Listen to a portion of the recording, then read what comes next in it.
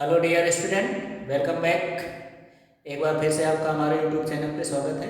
तो चलिए आज हम फिर शुरू करते हैं, उसी के आगे वीडियो को कंटिन्यू रखते हैं। तो आज हम उसके आगे के पार्ट्स पढ़ेंगे। तो आज के इम्पॉर्टेंट क्वेश्चंस है, लॉन्ग है, ठीक। तो कैसे क्वेश्चंस का जवाब देना है आप लोग नोट्स जरूर बना लीजिए और इसी के अकॉर्डिंग प्रैक्टिस करते रहिए, ठीक है ना। तो चलिए देखते हैं आगे के क्वेश्चंस। तो चलिए शुरू करते हैं वीडियो को। तो कल हमने आपको 5 क्वेश्चंस तक करवा दिए थे। अब हम आगे के पार्ट्स पे बढ़ते हैं और क्वेश्चंस को शुरू करते हैं। तो क्वेश्चन नंबर 6, ये आपके जो है लॉन्ग क्वेश्चंस हैं, इनके आंसर आपको देना है। तो सबसे पहले 6 नंबर में क्या दिया गया है, एक आपकी थ्योरी है।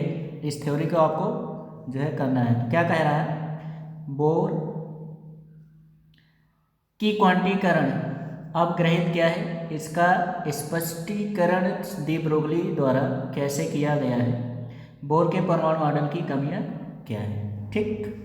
तो इस क्वेश्चन का हमें जवाब लिखना है। तो चलिए देखिए कैसे इसको हम सॉल्व करते हैं। तो हम इसको जो है अगले पेज पे चलते हैं।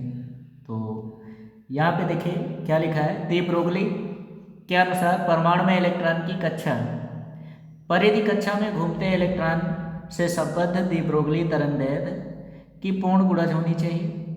जैसा कि हमने आपको डेरिवेशन में कराया था कि परमाणु के अंदर वही इलेक्ट्रॉन केवल जो है चक्का लगा सकते हैं जिनका कोणीय संवेग जो है h/2π का गुणज होता है। तो अगर मान लीजिए यदि m द्रव्यमान का इलेक्ट्रॉन आर्यन त्रिज्या की कक्षा में वे वेग से घूम रहा है, तो उससे संबंध डी ब्रोगली तरंगदैर्घ्य का समीकरण आपने निकाला था, लैम्डा इक्वल टू h/p, और p क्या होती है, संवेग। तो p इक्वल टू फार्मूला क्या होता है, mv, ठीक, यही तो होता है। तो p के प्लेस पे अगर हम इसकी वैल्यूज रख देंगे तो क्या होगा, h/mv हो जाएगा। अब चूंकि ये वृत्ताकार कक्षा में चक्कर लगाते हैं, इसलिए कक्षा की जो परिधि होगी वो कितना होगा, 2πr। अब डी ब्रोगली के अनुसार इन्होंने क्या बताया था कि भाई ये इलेक्ट्रॉन के अंदर वही रह सकते हैं जिनका कोणीय संवेग, ठीक। तो 2πr जो है हमारी किसके बराबर हो गई, एल लैम्डा, जहाँ n क्या होती है 1 2 3। तो यहाँ से हमारी जो कंडीशंस आई थी कि जो इलेक्ट्रॉनों का कोणीय संवेग होता है, ठीक है ना, L, वो किसके बराबर होता है, तो n h/2π का गुणज होता है, यही तो बताया था मैंने, ठीक। तो जहाँ पे ये आपका बोर का क्वांटम प्रतिबंध ये दिया गया, तो यही वैल्यूज हमारी क्या कहलाती हैं, क्वांटम क्वांटीकरण, ठीक है ना। तो यही जो है प्रतिबंध होता है, ठीक। तो आगे इसके हमारा जो कंडीशंस है, अब इसके बाद बोहर के परमाणु मॉडल के द्वारा क्या हुआ था, बोहर के परमाणु मॉडल से रदरफोर्ड के परमाणु मॉडल में से अधिक विकसित था, और इसके द्वारा परमाणु के रैखिक स्पेक्ट्रम और उसके अस्तित्व की व्याख्या की जा सकती है। फिर भी इसके बावजूद बोहर के परमाणु मॉडल में भी कुछ कमियां पाई गई हैं जो कि निम्नवत हैं, जिसमें पहला इन्होंने बताया कि जो एक से अधिक इलेक्ट्रॉन युक्त परमाणु प्रतिरूप को इस मॉडल द्वारा स्पष्ट नहीं किया जा सकता। कहने का मतलब यह है कि जिस भी परमाणु में एक से अधिक इलेक्ट्रॉन युक्त परमाणु होगा उस मॉडल की कल्पना करना जो है इस मॉडल के अनुसार नहीं कर सकते। नेक्स्ट है, उच्च भेदन क्षमता वाले उपकरणों से देखने पर ज्ञात हुआ कि परमाणु का रैखिक स्पेक्ट्रम एक से अधिक रेखाओं में बांटा होता है, ठीक है ना, जिसके कारण बोर मॉडल से स्पष्ट नहीं होता है। अगली कमी इनकी ये थी कि ये मॉडल जो है परमाणुओं द्वारा रासायनिक बंध बनाकर अणुओं के निर्माण की प्रक्रिया को स्पष्ट नहीं कर सका, ठीक। तो ये इसकी कुछ कमियां हैं। इन कमियों को जो है बोहर के परमाणु मॉडल में कमियां पाई गई, ठीक। तो इस तरह से हम इस क्वेश्चंस का जवाब आसानी से दे सकते हैं, ठीक है ना। तो इस क्वेश्चंस में 2 चीज़ें पूछी गई थी।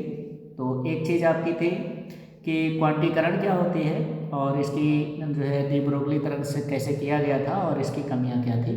तो इस तरह से हम इसकी ये क्वांटीकरण की कंडीशंस हो जाएगी और इसके बाद इसकी इस जो है कमियां हो गई हैं। तो इतने क्वेश्चंस का आंसर देने के बाद हम अगर मान लीजिए इस क्वेश्चंस को नहीं सॉल्व करना चाहते तो इसका अथवा क्वेश्चन दिया गया है, ठीक। निरपेक्षता टिप्पण, किसी कण की ऊर्जा kT कोटि की है।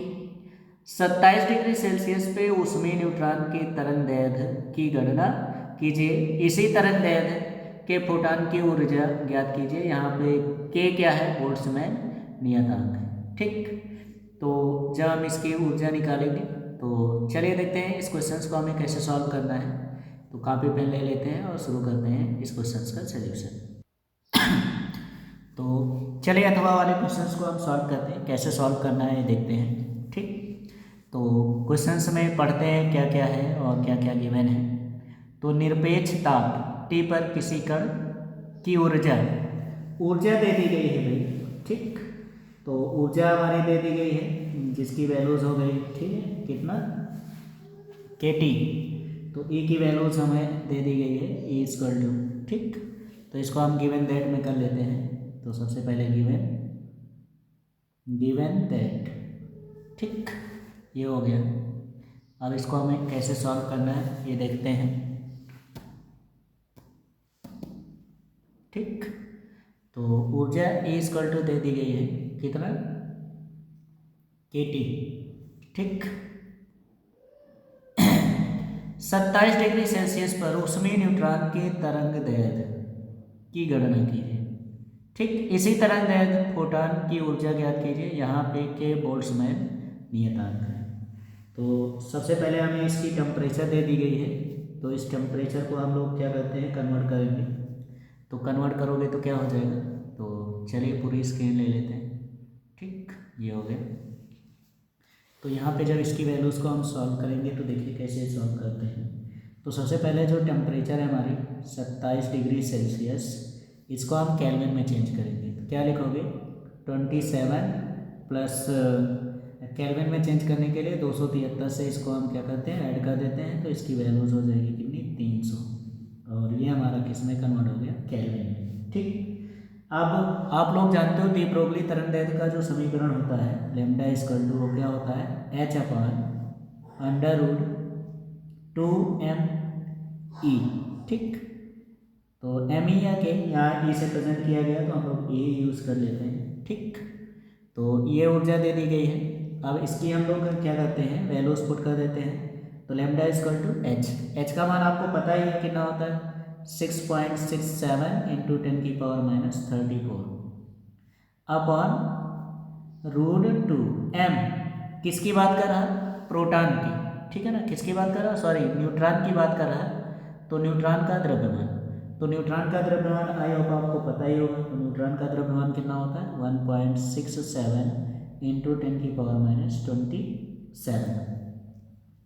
इसके बाद हम इसकी जो वैल्यूज होगी उसको रख देंगे, कितना हो जाएगा, 1.38 × 10⁻23 इंटू टेम्परेचर कितना हो गया, 300। ठीक, ये हो गया। अब इसको हम लोग क्या करते हैं, सॉल्व कर लेते हैं, और सॉल्व करके इसका और वैल्यूज रख देते हैं, मतलब वैल्यूज पुट हो गए। तो λ हो जाएगा कितना, 6.67 × 10⁻34। ठीक, इसके बाद इनको मल्टीप्लाई कर लेते हैं, और मल्टीप्लाई करने के बाद क्या करते हैं, इसका वर्गमूल निकाल लेते हैं। ठीक, तो कैलकुलेटर से हम कर देते हैं, आप लोग इसको अपने आप कर लेना। इनको इनको इनको मल्टीप्लाई करके इनका स्क्वायर रूट निकाल लेते हैं। ठीक, तो 1 मिनट, इसका हम लोग वैल्यूज निकालेंगे। तो सॉल्व करने पे इसकी वैल्यूज आ जाएगी 37.13 × 10⁻25। ठीक, ये हो जाएगा। अब इसके बाद हम लोग क्या करते हैं, इसकी वैल्यूज निकालेंगे। तो ये सॉल्व होके हमारा आ जाएगा,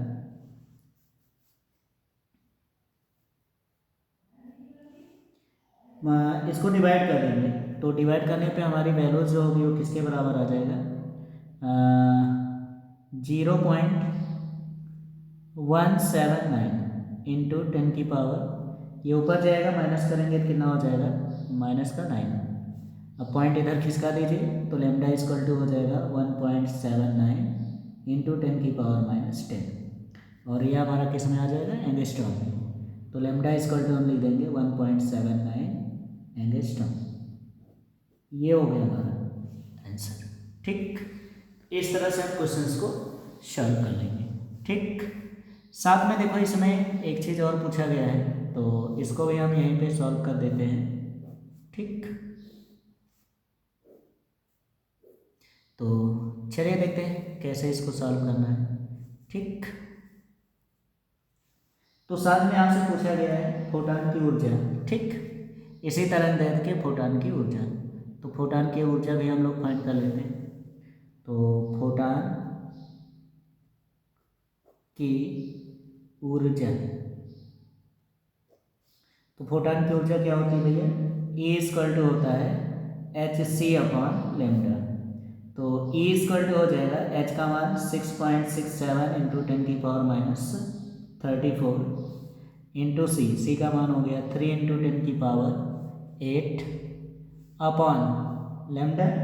लैम्डा की वैल्यूज अभी अभी हम लोगों ने फाइंड किया 1.79 इंटू 10⁻10। ठीक, अब इसको हम लोग डिवाइड कर देंगे। डिवाइड करने पे हमारा जो आंसर आएगा वो कितना हो जाएगा, तो E इक्वल टू हो गया इसका मान हो जाएगा 11.18 गुणे 10⁻16 जूल। ठीक, तो इस तरह से हम फोटॉन की ऊर्जा भी फाइंड कर लेंगे। तो आई होप आपको क्वेश्चन समझ में आ गया होगा। अब चलते हैं हम अगले क्वेश्चंस की ओर। तो इस तरह से आप क्वेश्चंस को सॉल्व कर लीजिए। ठीक है ना, तो सभी लोग स्क्रीनशॉट ले लीजिए और हम लोग बढ़ते हैं अगले क्वेश्चंस की ओर। तो ये ले लीजिए पूरा पूरा ये। ठीक, आ गया ना, चलो चलते हैं अगले क्वेश्चंस की तरफ। तो अगला क्वेश्चन आपकी स्क्रीन पे आ रहा है, ध्यान दीजिए। तो क्वेश्चन नंबर 7, तो क्वेश्चन नंबर 7 में क्या कह रहा है, कह रहा है यौगिक संयुक्त सूक्ष्मदर्शी में प्रतिबिंब बनना किरण आरेख बनाकर समझाइए। इसके लिए आवर्धन क्षमता के सूत्र की स्थापना कीजिए। ठीक, तो पहले हम इसको सॉल्व करते हैं, फिर इसके अथवा क्वेश्चंस को सॉल्व करेंगे। तो चलिए देखते हैं क्या कंडीशंस दिखा रहा है इसमें। तो संयुक्त सूक्ष्मदर्शी, ठीक, तो संयुक्त सूक्ष्मदर्शी जिसे हम कंपाउंड्स माइक्रोस्कोप के नाम से जानते हैं,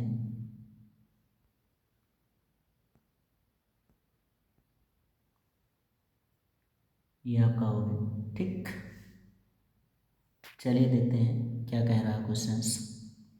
तो संयुक्त सूक्ष्मदर्शी एक ऐसा उपकरण है जिसका उपयोग अत्यंत सूक्ष्म वस्तुओं के उच्च आवर्धित प्रतिबिंब देखने के लिए प्रयोग किया जाता है। ठीक, तो संयुक्त सूक्ष्मदर्शी के द्वारा हम बहुत छोटी छोटी सूक्ष्म वस्तुओं को देखते हैं जो हमारी आंखों से दिखाई नहीं देती। ठीक है ना, बहुत छोटी होती है। अब इसके बाद ये कैसे बना होता है इसके बारे में जान लेते हैं। ठीक, तो इसमें दो उत्तल लेंस होते हैं। एक लेंस जो छोटी फोकस दूरी एवं छोटे द्वारक का होता है और वस्तु की ओर रहता है, इसे हम अभिदृश्यक लेंस के नाम से जानते हैं। दूसरा लेंस बड़ी फोकस दूरी एवं बड़े द्वारक का होता है और आँख की ओर रहता है। तो इस नेत्र को हम इस लेंस को हम अभिनेत्र लेंस कहते हैं। दोनों लेंस समान रूप से एक नली के दो सिरों पर लगे होते हैं।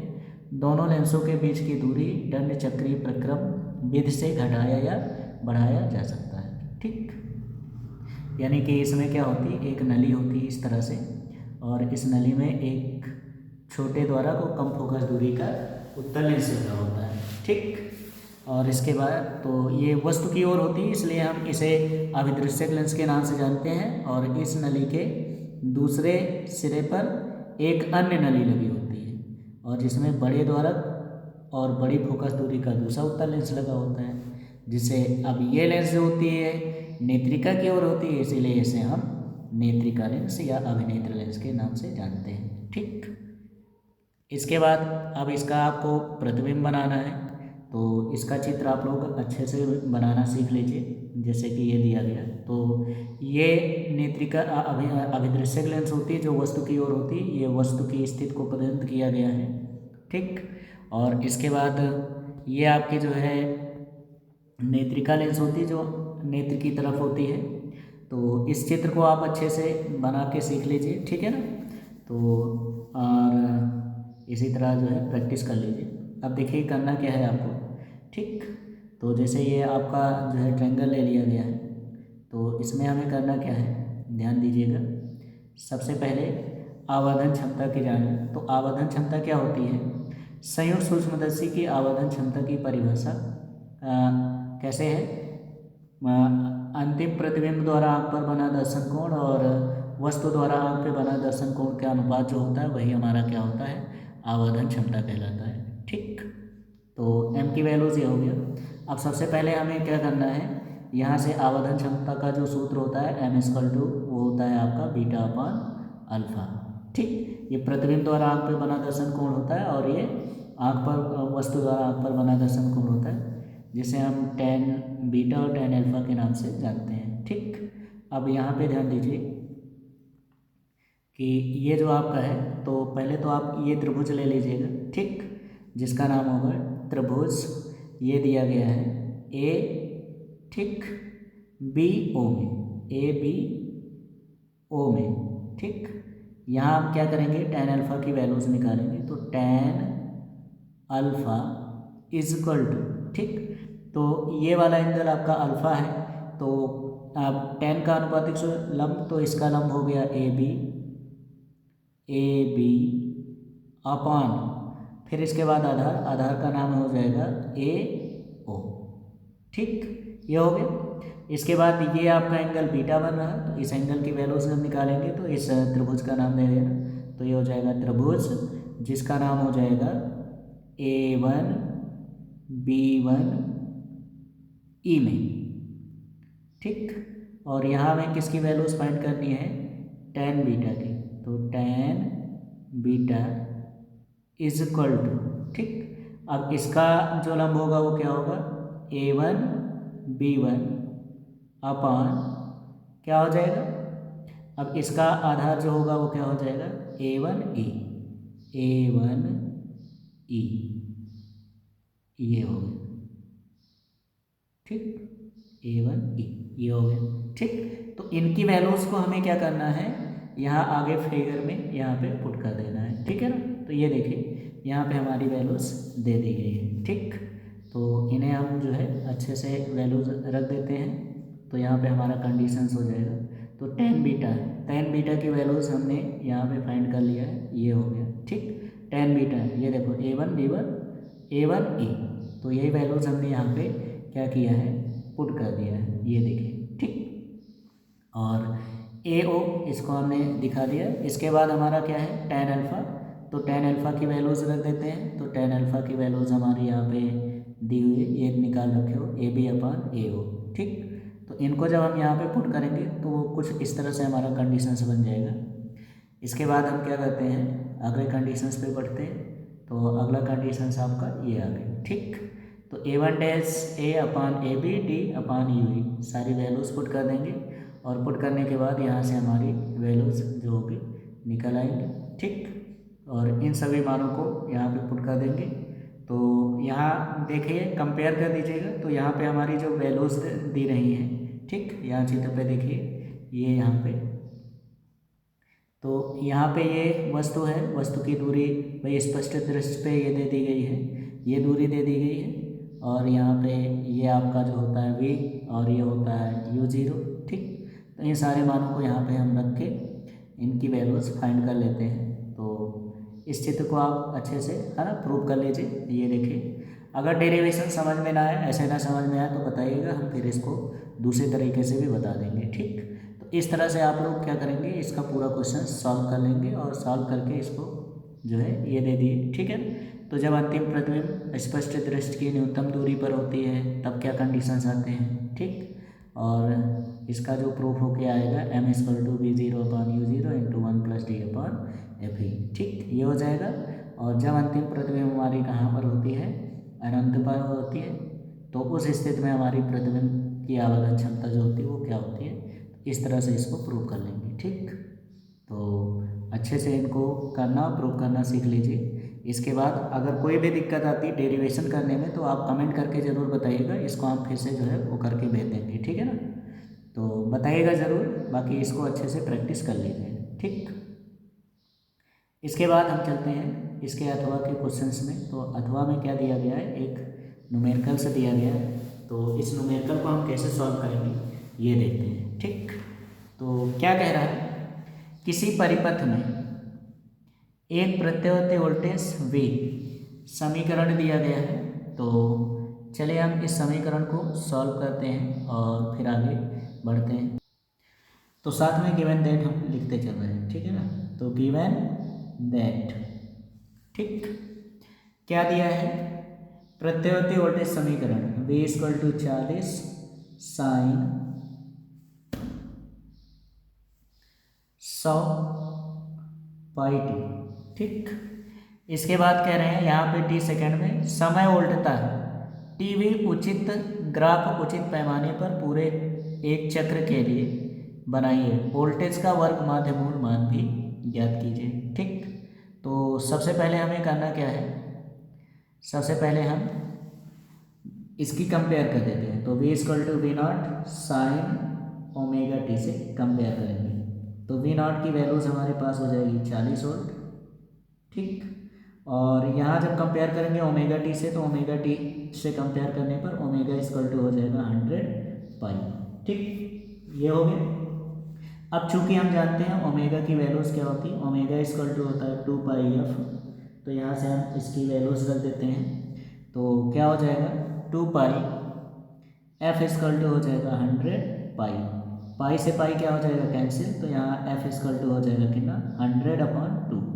तो 2 से इसको डिवाइड करने पर इसकी वैल्यूज़ क्या हो जाएगी, f = हो गया 50, ठीक। तो ये हो गया 50 साइकिल पर सेकेंड, ठीक। ये हमारा जो है फ्रिक्वेंसी आ गई, ठीक। तो हमें क्या निकालना है, हमें टाइम पीरियड निकालना है, यानी कि आवर्तकाल। तो आवर्तकाल हम कैसे फाइंड करेंगे, तो आवर्तकाल का फार्मूला होता है t = कितना होता है 1/f।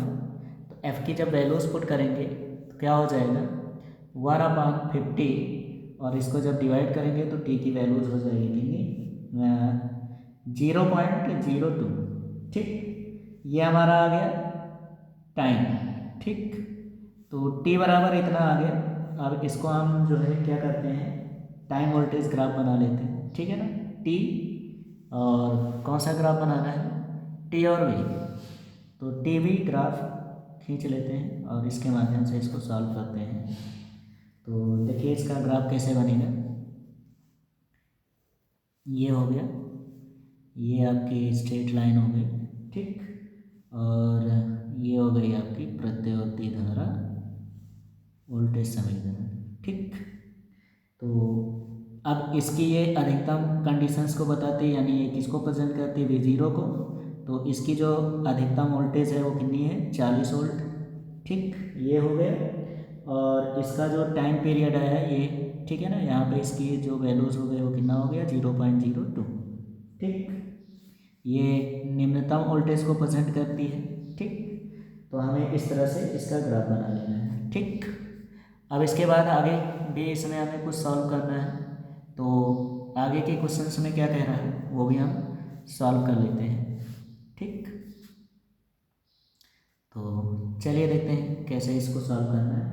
तो इसके बाद कह रहा कि वर्ग माध्य मूल मान भी बताओ वोल्टेज का।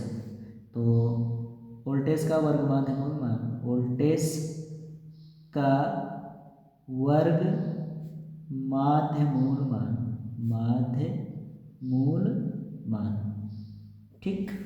क्या होता है फार्मूला, VRMS = होता है V0/√2, ठीक।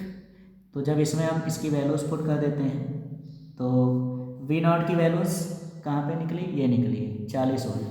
तो यहाँ हो जाएगा 40/√2, ठीक। अब √2 की हम वैल्यूज़ यानी √2 से ऊपर नीचे क्या करेंगे, मल्टीप्लाई कर देंगे। तो कितना हो जाएगा ये, तो ये हो जाएगा आपका 40√2/√2 × √2 2 हो जाएगा, 2 से ये कैंसिल हो गया। तो इसकी वैल्यूज़ हो गई 20√2, तो चाहे आप यहाँ आंसर दे दीजिए या √2 की वैल्यूज पुट कर दो। तो √2 की वैल्यूज पुट कर देते हैं, तो क्या आंसर आएगा इसका देखते हैं। तो √2 का मान रखेंगे, कितना हो जाएगा 20 × 1.414। तो मल्टीप्लाई कर दीजिए तो कितना हो जाएगा, 2 चौके 8, 2 1 कम 2, 2 चौके 8, 2 1 कम 2, 1 0 ये हो जाएगा, 3 अंक के बाद पॉइंट यहाँ लग जाएगा। यानी यहाँ पे हमारा जो VRMS की वैल्यूज़ हो जाएगी वो कितनी हो जाएगी 28.28 वोल्ट। ठीक, इस तरह से हम इसका वर्ग माध्यमूल मान निकालेंगे। ठीक, तो इस तरह से आप इस क्वेश्चंस को सॉल्व कर लेंगे। ठीक, आई होप आपको ये क्वेश्चंस भी समझ में आ गया होगा। अब चलते हैं हम अगले क्वेश्चंस की ओर। तो अगला क्वेश्चन आपकी स्क्रीन पे आ रहा है, ध्यान दीजिए।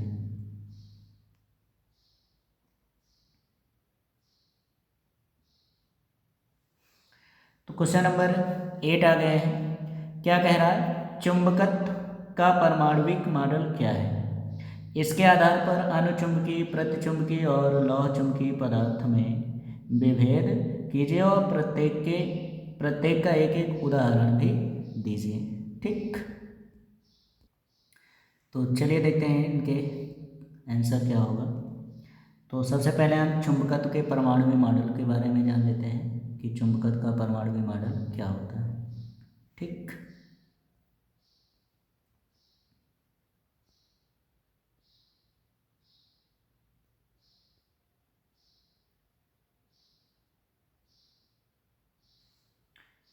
तो चुंबकत्व का परमाणुविक मॉडल ये हो गया। ठीक, तो जैसा कि आपको पता है, चुंबक जो होता है प्रत्येक पदार्थ असंख्य परमाणुओं से मिलकर बना होता है। प्रत्येक परमाणु के केंद्र पर एक धनावेशित नाभिक होता है जिसके चारों ओर विभिन्न कक्षाओं में इलेक्ट्रॉन घूमते रहते हैं। ये इलेक्ट्रॉन कक्षीय परिक्रमण के अतिरिक्त अपनी धुरी पर घूमते रहते हैं जिन्हें हम चक्रण या स्पिन कहते हैं। प्रत्येक इलेक्ट्रॉन आवेशित होता है, अतः कक्षीय अथवा चक्रण गति करता हुआ इलेक्ट्रॉन एक धारावाही लूप या चुंबकीय द्विध्रुव की भांति व्यवहार करता है। इसी कारण परमाणु में चुंबकीय आघूर्ण उत्पन्न होता है।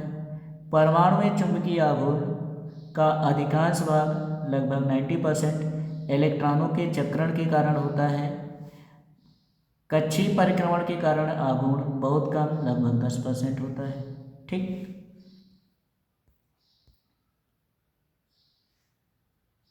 तो ये होता है चुंबकत्व का परमाणुविक मॉडल। ये देखिए, ये कोई नाभिक है और इस नाभिक के चारों ओर इलेक्ट्रॉन जो हैं परिक्रमण कर रहे हैं। ठीक, अब इसके बाद हम लोग अगला देखते हैं। तो अगले क्वेश्चन में कहा गया है कि इनका अंतर बताइए।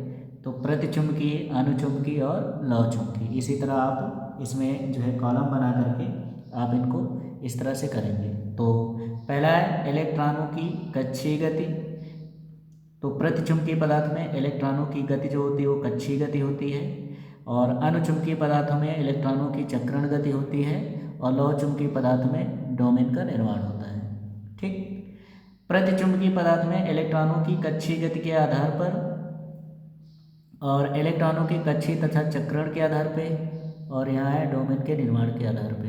ठीक, यह इलेक्ट्रॉन सिद्धांत पे आधारित है, यह भी इलेक्ट्रॉन सिद्धांत पे आधारित है, और लौह चुंबकीय पदार्थ जो होते हैं डोमेन के सिद्धांत पे आधारित होती है।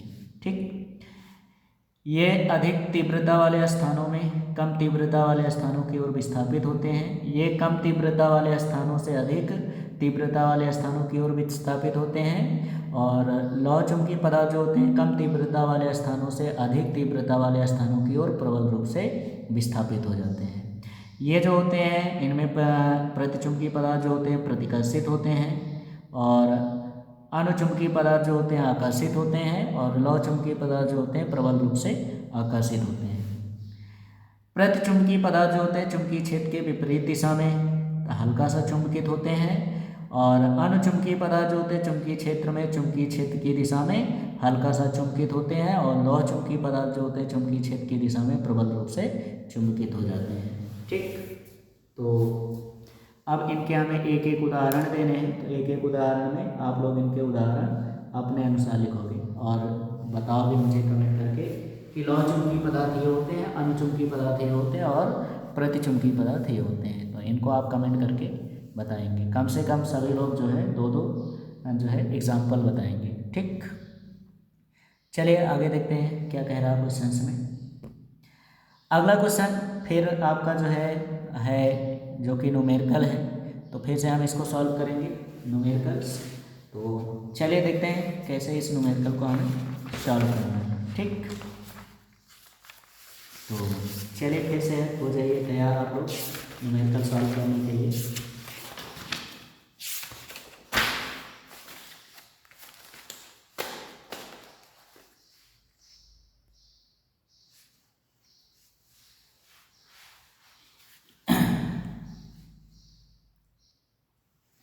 तो गिवन डेट फाइंड कर लेते हैं, क्या क्या गिवन है। ठीक, तो क्या कह रहा है, प्रकाश के प्रिज्म का अपवर्तनांक यानी n दे दिया गया √3, ठीक, से गुजरने पर न्यूनतम विचलित इस किरण के लिए आपतन कोण अपवर्तन कोण का 2 गुना हो।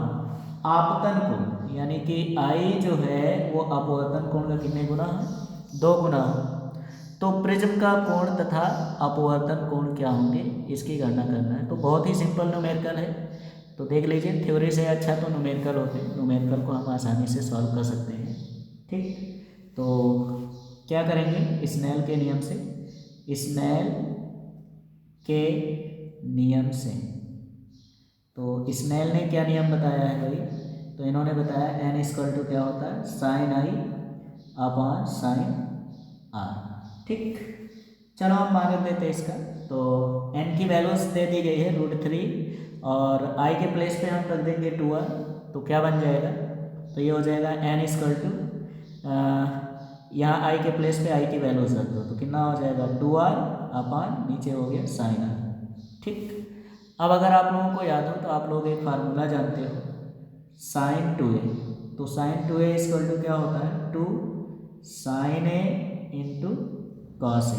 ठीक, तो इस फार्मूले को यहाँ पे पुट कर देते हैं, n के प्लेस पे n की वैल्यूज √3 यहाँ हो जाएगा 2 sin r into cos r upon नीचे क्या हो गया sin r। sin r से sin r क्या हो गया कैंसिल। अब 2 को इधर पक्षांतर कर दो, तो 2 को इधर पक्षांतर करोगे तो क्या बन जाएगा, यहाँ देखिए, तो ये हमारा बन गया √3/2 क्या हो गया cos r। ठीक, अब आपको पता है ये cos के किस कोण का मान होता है, तो चूँकि हमें पता है cos 30 डिग्री की वैल्यूज जो होती है वो कितनी होती है √3/2, तो इसके प्लेस में हम इसकी जब वैल्यूज पुट कर देंगे तो ये हो जाएगा cos r cos 30 डिग्री। ठीक, तो cos से cos क्या हो जाएगा कैंसिल, और यहाँ r की वैल्यूज कितनी होगी 30 डिग्री, तो एक आंसर हमारा ये मिल जाएगा। इसके बाद नेक्स्ट क्वेश्चन में आपसे कहा गया है प्रिज्म कोण, तो प्रिज्म कोण की वैल्यूज भी निकाल लेते हैं। तो प्रिज्म कोण, इस प्रिज्म कोण को हम किससे प्रेजेंट करते हैं a से, और a जो होता है वो किसके बराबर होता है 2r के बराबर, तो a कितना हो जाएगा 2r का मान 30 डिग्री, तो प्रिज्म कोण का मान कितना हो जाएगा 60 अंश। इस तरह से हम इस क्वेश्चन को सॉल्व कर लेंगे। ठीक, आई होप आपको ये क्वेश्चन भी समझ में आ गया होगा। अब हम चलते हैं अगले क्वेश्चन की ओर, और इस क्वेश्चन को कैसे सॉल्व करना है ये भी हम देखते हैं। ठीक,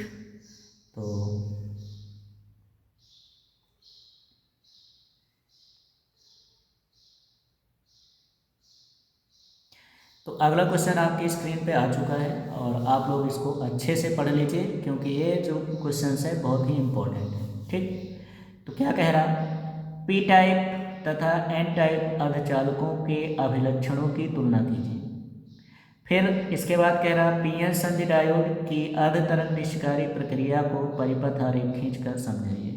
ठीक, तो चलिए देखते हैं कैसे क्या सिस्टम्स होता है इसका। तो सबसे पहले पी टाइप तथा एन टाइप अर्धचालकों के अभिलक्षण की तुलना निम्नलिखित है। पी टाइप अर्धचालक, तो पी टाइप अर्धचालक क्या होते हैं, इसमें मुख्यतः छिद्र होते हैं जिसे हम कोटर के नाम से जानते हैं। ठीक, जो बहुसंख्यक आवेशवाहक का कार्य करते हैं, यानी पी टाइप अर्धचालक में कोटर जो होते हैं बहुसंख्यक होते हैं। इसमें अल्पसंख्यक आवेशवाहक इलेक्ट्रॉन होते हैं। तो पी टाइप अर्धचालक में ज़्यादा मात्रा में कोटर होते हैं और कम मात्रा में इलेक्ट्रॉन होते हैं। अब पी टाइप अर्धचालक बनाने के लिए हमें क्या होता है कि इसमें 3 संयोजकता वाले अशुद्धियाँ जैसे कि बोरान है, ठीक है ना, एल्यूमिनियम है, ये शुद्ध अर्धचालक में मिला देने पर क्या होते हैं, पी टाइप अर्धचालक बन जाते हैं। ठीक, नेक्स्ट है एन टाइप अर्धचालक। तो एन टाइप अर्धचालक क्या होते हैं, तो एन टाइप अर्धचालक में जो है इसमें मुख्यतः इलेक्ट्रॉन होते हैं जो कि बहुसंख्यक आवेशवाहक होते हैं। इसमें अल्पसंख्यक आवेशवाहक छिद्र यानी कि कोटर, ठीक, कोटर याद रखियो, छिद्र को हम किसके नाम से जानते हैं, कोटर के नाम से। ठीक, इसमें 5 संयोजकता वाले अशुद्धियाँ जैसे फास्फोरस हो गया, एंटीमनी हो गया, ठीक है ना, एंटीमनी होती है, और क्या बोलते हैं आर्सेनिक हो गया। तो ये सभी जो होते हैं 5 संयोजकता वाले अशुद्धियाँ होती हैं। तो इन्हें शुद्ध अर्धचालक कौन होती है, जर्मेनियम और सिलिकॉन, ठीक है ना। तो जब से जर्मेनियम और सिलिकॉन में 5 संयोजकता वाली अशुद्धियाँ मिलाते हैं तो वो क्या बन जाता है, एन टाइप अर्धचालक। ठीक, तो ये है, इस तरह से हम पी टाइप और एन टाइप अर्धचालकों को बनाते हैं। ठीक, अब इसके बाद अगला है, तो अगले कंडीशंस में हमें देखना है कि इसकी वैल्यूज़ क्या है। तो अगले क्वेश्चंस में क्या पूछा गया है तो देखते हैं। तो इसके बाद कह रहा पी एन संधि डायोड अर्धतरंग निष्ठकारी का परिपथ आरेख खींचकर समझाइए। तो सबसे पहले हम क्या करेंगे, ये हो गया पी एन संधि डायोड। ठीक, तो इसको हम इस तरह से बना लेंगे, ये आपकी निवेशी जो है कुंडली है, ठीक, और ये आपकी जो है कुंडली है। तो ये आपका जो है परिपथ हो जाएगा और ये निवेशी वोल्टता को प्रेजेंट कर रही है और ये निर्गत वोल्टता को प्रेजेंट करेगी। ठीक, तो ये ट्रांसफार्मर की जो होती है प्राइमरी कुंडली हो गई और ये सेकेंडरी कुंडली हो गई, ये आपकी हो गई पी एन संधि डायोड। तो हेडिंग डालोगे पी एन संधि डायोड अर्धतरंग निष्ठकारी के रूप में। ठीक, इतना लिखने के बाद फिर हम इसमें थोड़ा सा स्टेटमेंट के रूप में लिखेंगे कि पी एन संधि डायोड का अर्धतरंग निष्ठकारी रूप चित्र के अनुसार प्रदर्शित है। ठीक, तो चित्र में इस तरह से हम बना लेंगे और इसके बाद अब इसकी हेडिंग डालोगे कार्यविधि। ठीक, तो कार्यविधि हेडिंग डाल करके आपको क्या लिखना है, तो इसमें देखिए चित्र में,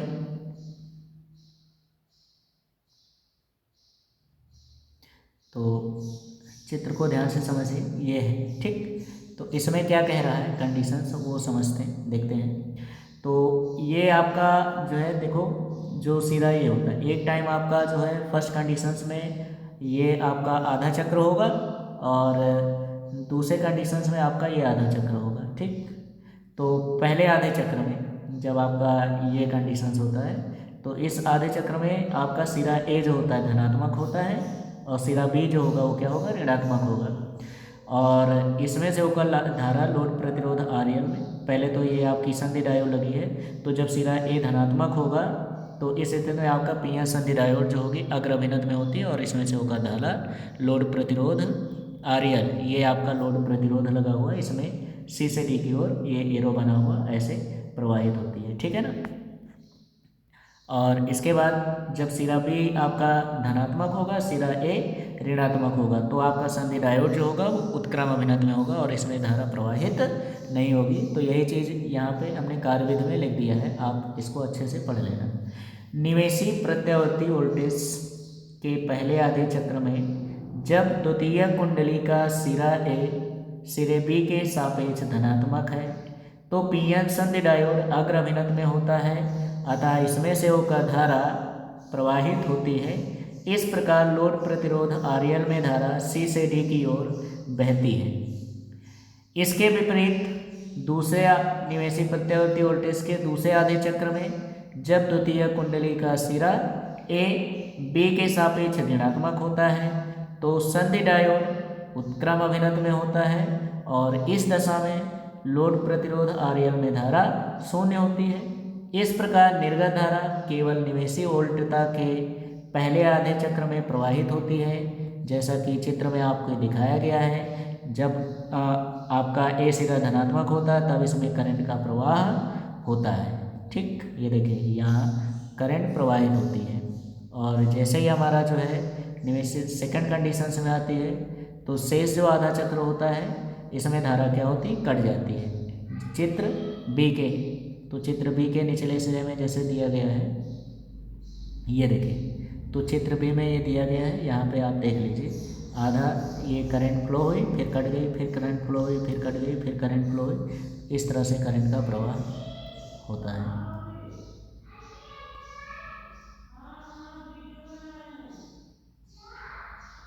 निचले भाग में धारा तरंग स्वरूप दिखाया गया है, जिसमें थोड़ी थोड़ी दूर पर धारा एक दिवसीय स्पंदन प्रदर्शित करता है। इस प्रकार पीएन संधि डायोड अर्ध तरंग निष्कारी की भांति कार्य करता है। ठीक, तो इस तरह से आप इसको अच्छे से बना लेंगे और अच्छे से प्रैक्टिस कर लेंगे। ठीक है ना, तो इम्पॉर्टेंट टॉपिक है, पूछा जाता है, ध्यान दीजिए। ठीक, चलते हैं नेक्स्ट क्वेश्चंस। तो इसका अथवा वाला क्वेश्चंस क्या कह रहा है, इसको समझ लेते हैं। तो अथवा में जो दिया गया है उसमें क्या कह रहा है, स्थिर विद्युत्की में गॉस के नियम का उल्लेख कीजिए। इसका उपयोग एक बिंदु स्रोत आवेश Q के कारण वैद्युत क्षेत्र का मान ज्ञात कीजिए, और सेकंड कंडीशंस में कह रहे हैं जब टेस्ट आवेश तो कूलाम के नियम का निगमन कीजिए। तो ये भी क्वेश्चंस कराया हुआ है, आप लोग आराम से कर सकते हो। चलिए देखते हैं इस क्वेश्चंस को हमें कैसे सॉल्व करना है। ठीक, तो एज ए डेरिवेशन टाइप में है, तो सबसे पहले हम गॉस की प्रमेय के बारे में जान लेते हैं। गॉस की प्रमेय क्या होती है, तो स्थिर विद्युत्की में गॉस का नियम। ठीक, तो इस नियम के अनुसार किसी बंद पृष्ठ से गुजरने वाला वैद्युत फ्लक्स उस पृष्ठ द्वारा परिबद्ध कुल आवेश का 1/ε0 गुना होता है, जिसका फार्मूला होता है φ=Q/ε0। अब पहले टॉपिक में हम लोग वैद्युत क्षेत्र की तीव्रता निकालते हैं, क्योंकि इस क्वेश्चन में पहले यही कहा गया। क्या निकालना है, वैद्युत क्षेत्र का मान ज्ञात कीजिए। ठीक, तो चलिए देखते हैं कैसे इसको ज्ञात करना है। ठीक, जैसा कि चित्र में दिखाया गया है। ठीक, तो इस चित्र में आपको वैल्यूज दिया गया है। ठीक, तो ये इसका गॉसियन पृष्ठ है, तो गॉसियन पृष्ठ से गुजरने वाला कुल वैद्युत फ्लक्स क्या लिखोगे, गॉसियन पृष्ठ से गुजरने वाला कुल वैद्युत फ्लक्स,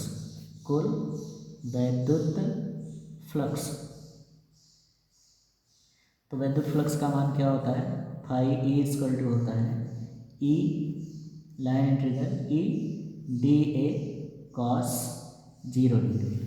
यहाँ पे देखें वैद्युत क्षेत्र और आपका एरिया सदिश वेक्टर जो है दोनों एक ही दिशा में, इसलिए दोनों के बीच का एंगल जो होगा वो कितना होगा, 0 डिग्री। ठीक, φE हो गया line integral E dA cos 0 degree की वैल्यूज कितनी होती है, 1 होती है, तो 1 से मल्टीप्लाई करिए तो वही संख्या आ जाएगी। तो φE हो गया लाइन इंटीग्रल E dA। ठीक, अब E को क्या करना है, आपको बाहर कर देना है, क्योंकि यहाँ पे अब गॉसियन पृष्ठ तो वैद्युत बल रेखाएं जो होती है इस फ्लक्स के किसी भी पृष्ठ से गुजर सकती है। ठीक है ना, तो यहाँ पे हम इसकी कंडीशंस रखेंगे। ठीक, तो क्या हो जाएगा, अब चूंकि हम लोग यूज़ कर रहे हैं गॉस की प्रमेय, तो φE क्या होता है, Q/ε0। तो जब यहाँ पे मान रख देंगे तो ये हो जाएगा Q/ε0 E को बाहर कर देना, और ये हो जाएगा लाइन इंटीग्रल dA। अब लाइन इंटीग्रल dA की वैल्यूज यानी संपूर्ण पृष्ठीय क्षेत्रफल, इसका संपूर्ण पृष्ठीय क्षेत्रफल कितना होता है, तो आपको पता है dA कितना होगा, 4 पाई, इसकी त्रिज्या है r²। ठीक, तो जब यहाँ पे रखेंगे तो हो जाएगा Q/ε0 E इंटू इसकी वैल्यूज हो गई 4 पाई r²।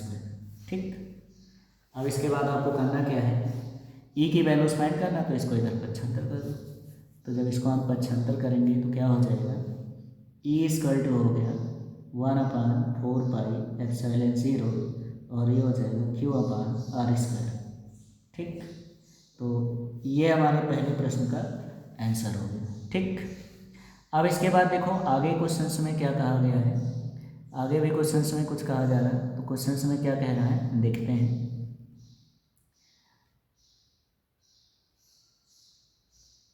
आगे क्वेश्चन में कह रहे हैं स्रोत आवेश क्यू तथा टेस्ट आवेश क्यू के बीच कूलाम के नियम का निगमन कीजिए।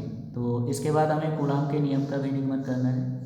तो चलिए देखते हैं कूलाम के नियम को हम कैसे प्रूव करते हैं। ठीक, तो ये हो गया। अब हम इसको कूलाम के नियम का निगमन करने जा रहे हैं। तो फर्स्ट कंडीशंस के बाद आ जाओ सेकंड कंडीशंस। ठीक, तो सेकंड कंडीशंस में ये देखते हैं। तो जैसा कि चित्र में आपका दिया है, अगर मान लीजिए यहाँ पे क्यों आवेश है, अगर यहाँ पे हमारे मान लिया कि हमारा जो है धन परीक्षण आवेश है। ठीक, तो इस आवेश के कारण यहाँ पे वैद्युत क्षेत्र उत्पन्न हुआ, तो वैद्युत क्षेत्र के कारण इस आवेश पे एक बल लगता है। ठीक है ना, तो यहाँ लिखोगे वैद्युत क्षेत्र के कारण Q0 पर लगने वाला बल, तो कितना बल लगता है, तो आपको पता है F = क्या होता है, Q0 × E। ठीक, अब यहाँ पे हमें क्या करना है, E की वैल्यूज यहाँ से यहाँ पे रख देना है। तो F = क्या हो जाएगा, Q0 × E। E की जगह हो गया 1/4πε0 Q/r²। ठीक, तो यहाँ से हमारा कंडीशंस क्या हो जाएगा, तो F = हो गया 1/4πε0 Q0/r²। अब कूलाम ने क्या बताया था, ठीक, तो कूलाम के अकॉर्डिंग इन्होंने बताया था कि F जो होती है डायरेक्टली प्रोपोर्शनल होती है Q0, यानी दोनों आवेशों के डायरेक्टली प्रोपोर्शनल होती है। और सेकंड कंडीशंस में इन्होंने बताया कि हमारी F जो होती है उनके बीच की दूरी के वर्ग के व्युत्क्रमानुपाती होती है। ठीक, तो ये देखिए दोनों नियम का पालन कर रहा है, अतः यही हमारा क्या है, कूलाम का नियम है। अतः यहाँ पे लिख दोगे यही कूलाम का नियम है, यही कूलाम का नियम है। ठीक, इस तरह से हम सारे क्वेश्चंस को सॉल्व कर लेंगे। तो आज के वीडियो में बस इतना ही। ठीक, अब आपका सारे क्वेश्चन सॉल्व हो गए हैं, इसको आप अच्छे से नोट कर लीजिए और अच्छे से तैयार कर लीजिए। ठीक, तो पहला क्वेश्चन हमारा इसी तरह सॉल्व होते हैं। तो कल हम आपको सेट 2 पढ़ाएंगे। तो आज ये सेट फर्स्ट था और सेट फर्स्ट का पार्ट 2 है। ठीक, अगले सेट में हम फिर मिलेंगे कल। तो आज के लिए बस इतना ही। टेक केयर, अच्छे से मेहनत करते रहिए। हाँ, एक बात और, अगर वीडियो में आपको कहीं पर भी कोई भी डाउट, किसी भी प्रकार की कोई भी समस्या हो रही तो आप लोग कमेंट करके बताइएगा, तो उस समस्या को दूर किया जाएगा। ठीक है ना, ओके बाय, टेक केयर।